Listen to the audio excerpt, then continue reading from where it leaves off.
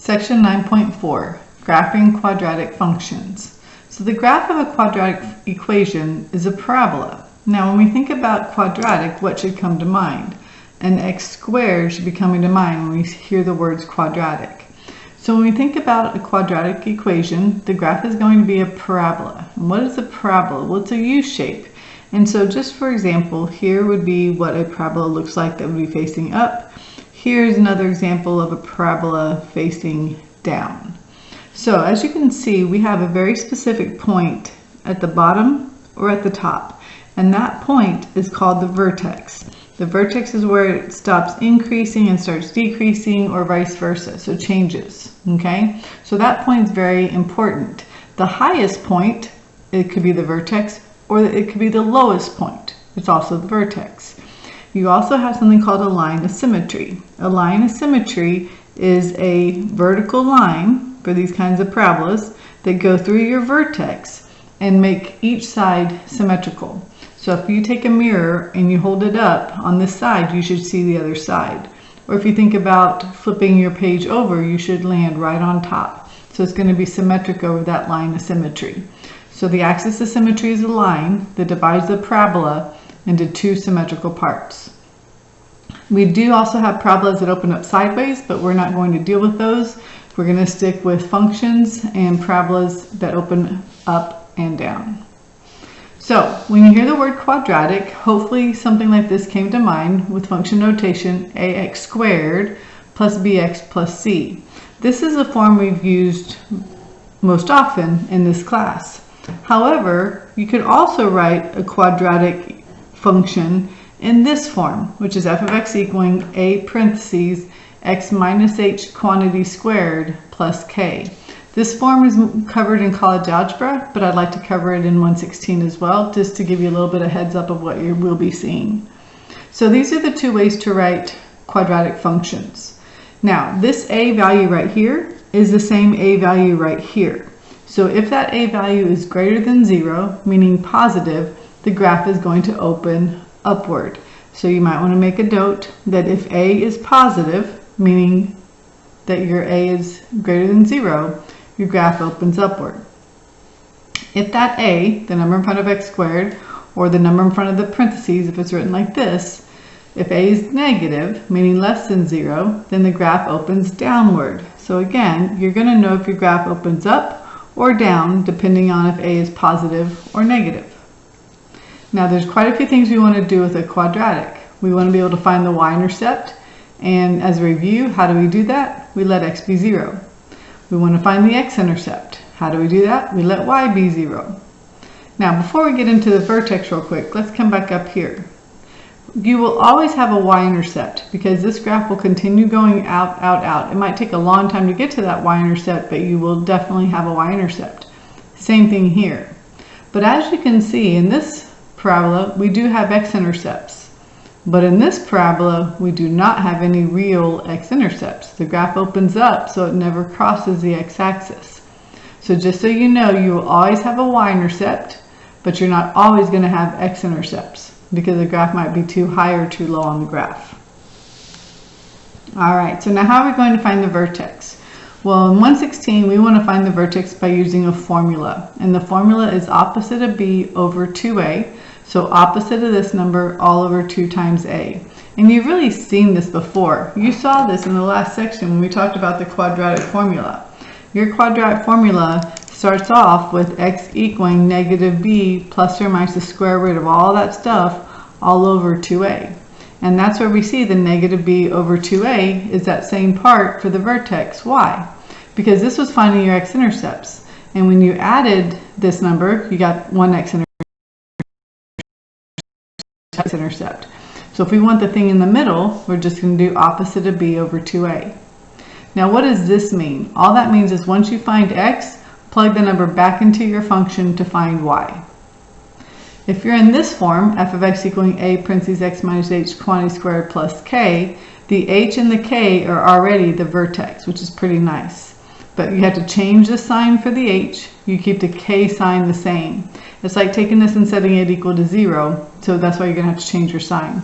This one stays as is. Again, that form will be used in college algebra, but I want to introduce it today.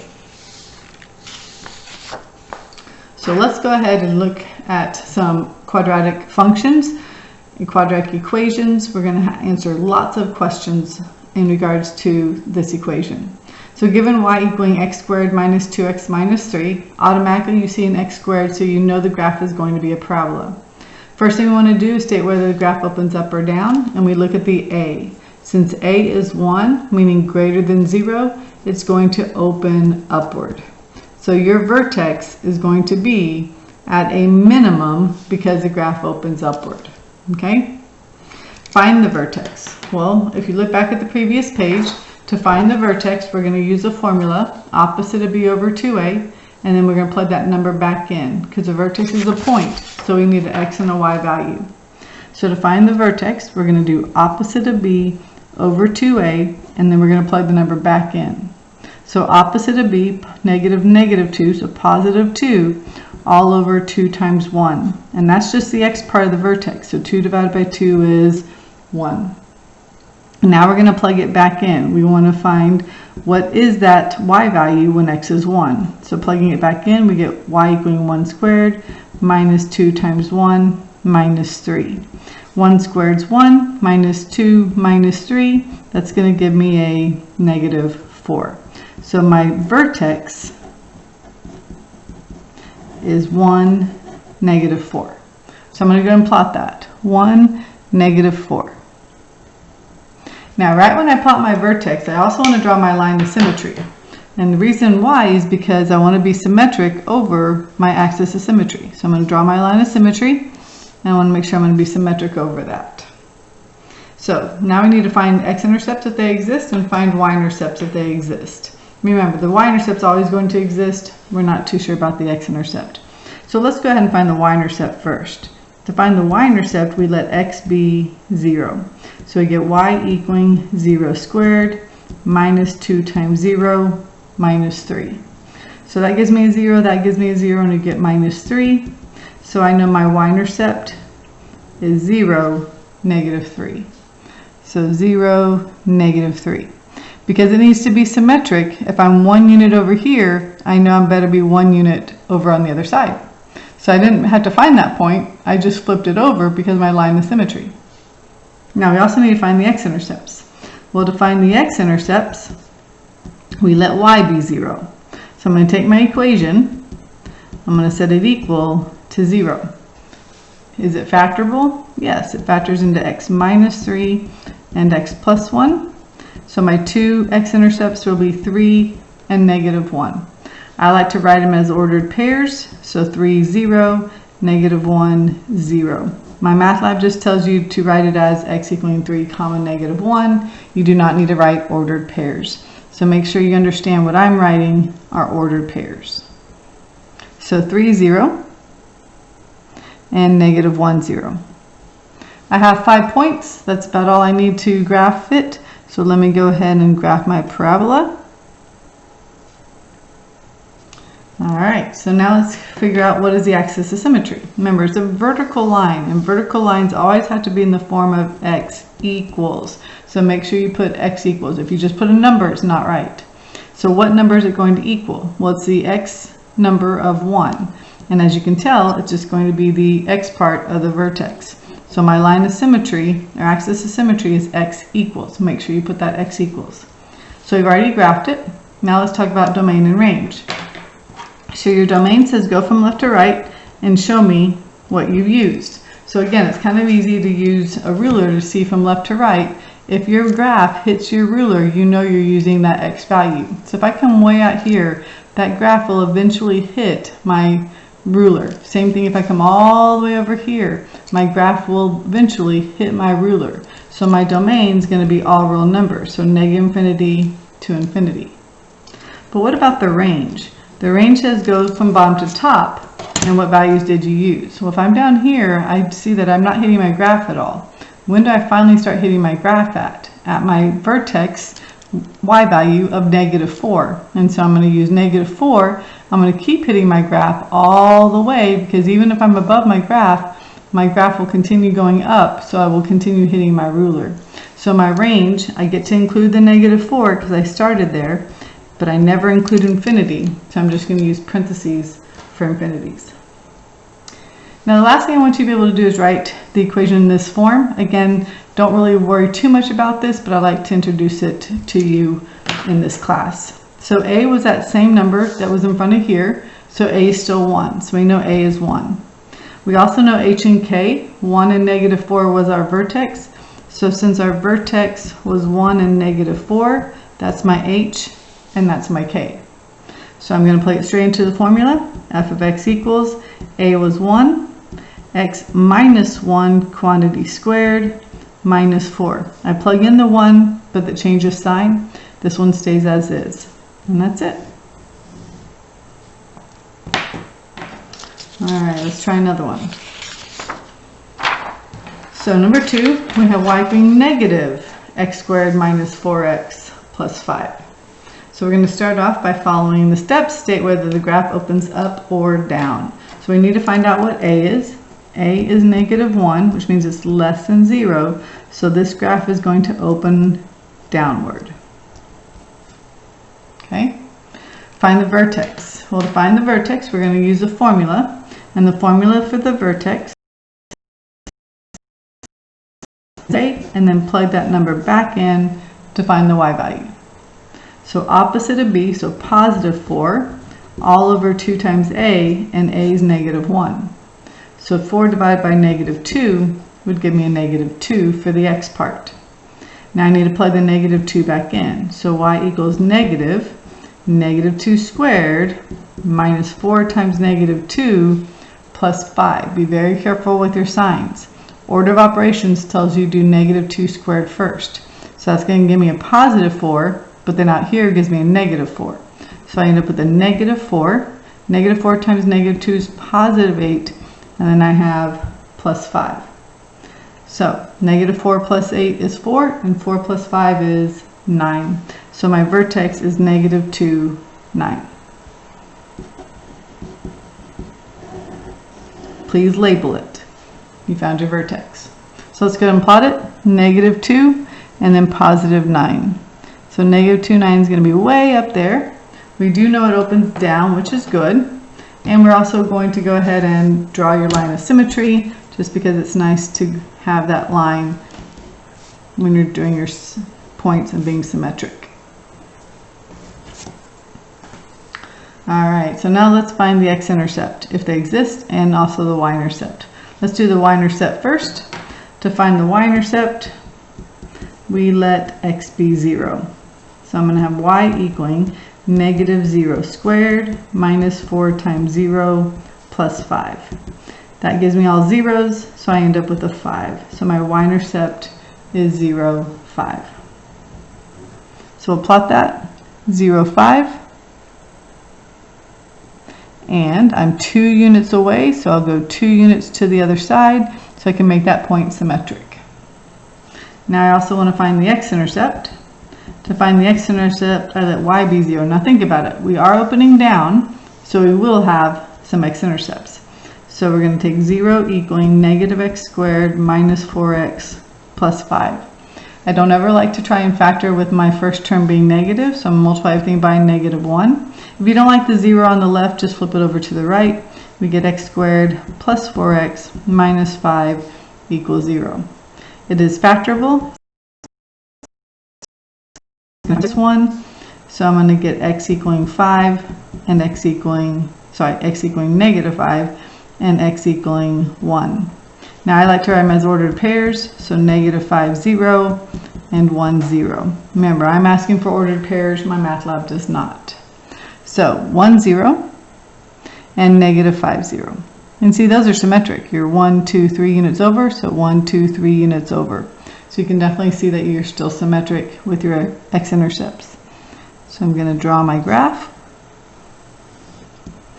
And I do see it opens downward. So write the equation of the axis of symmetry. Well, your axis of symmetry has to be x equals, and it's x equaling the x part of the vertex, which is -2. So my axis of symmetry is x equaling -2. I've already graphed it. Now let's state the domain and the range. So the domain says go from left to right and show me what you've used. So if we take our ruler, we've used this value over here because the arrow continues to go. So I will eventually hit my ruler. Same thing if I go all the way over here, I will eventually hit my ruler. So my domain is -infinity to infinity. Now what's the range? The range says go from bottom to top.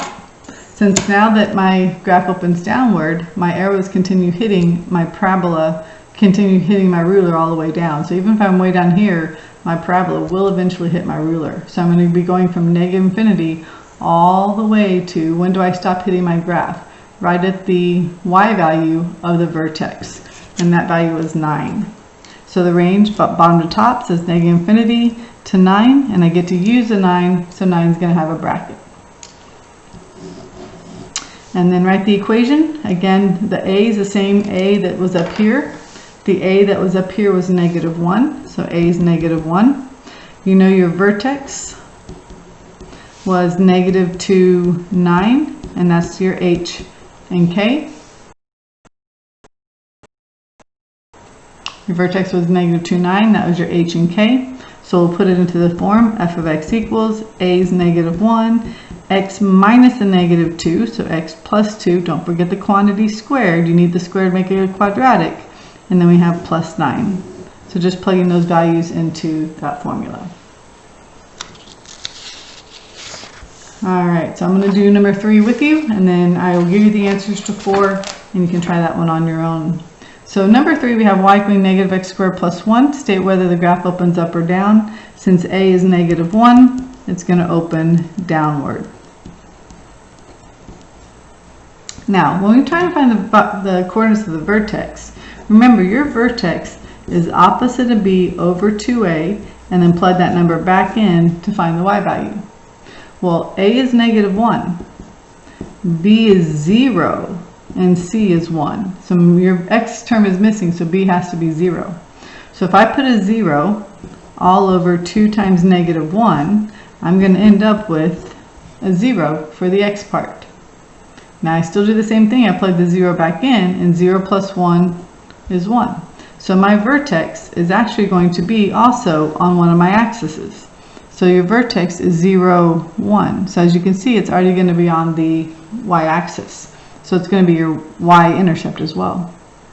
So now find x-intercepts if they exist, and the y-intercept. Well, we've already found the y-intercept, so I'm not going to do it again. But we know that the y-intercept is 0, 1. It's also the vertex, which is fine. Now the x-intercepts, let's think about this. It does open down, okay? So we are going to have some x-intercepts. So we're going to take our -x squared plus 1 equaling to 0. Again, I don't like that leading coefficient being negative, so I'm going to multiply it by a -1 all the way across. This one is factorable into x plus 1 and x minus 1 equaling 0. So I'm going to get x equaling -1 and x equaling 1. I will like ordered pairs, so I will write it as ordered pairs. So -1, 0, and 1, 0.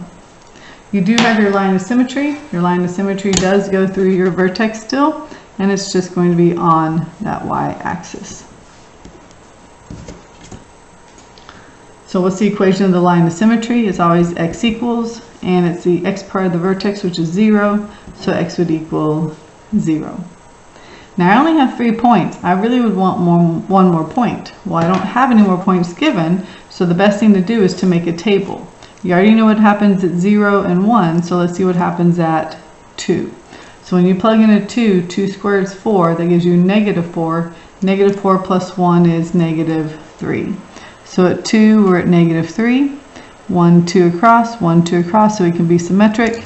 So now we can see our parabola still opens down like we said, and we have 5 points to help graph.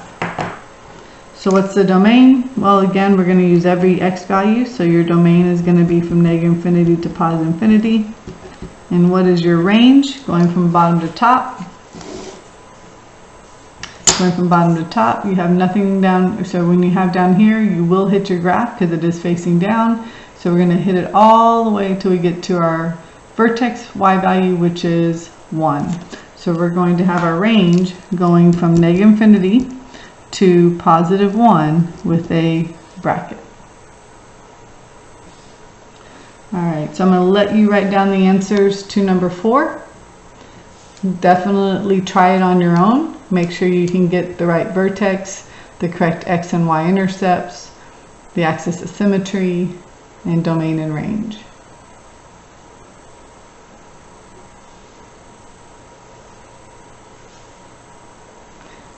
This will be part A of this section. It is a longer section. We'll continue on 9.4 part B in the next video.